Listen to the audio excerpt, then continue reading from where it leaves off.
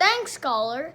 Today, it doesn't really snow much in Atlanta, so we're going to make a wintry experiment. If you want to make a crazy snowstorm in a jar, all you gotta do is get these ingredients: some baby oil, some water, a jar, a little bit of Alka-Seltzer, some paint, and glitter.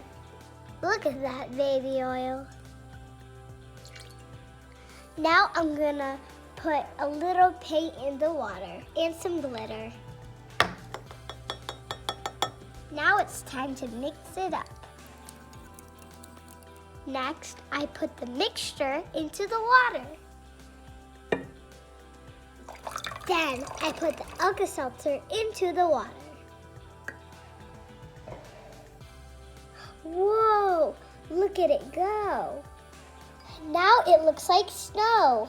So here's how it works.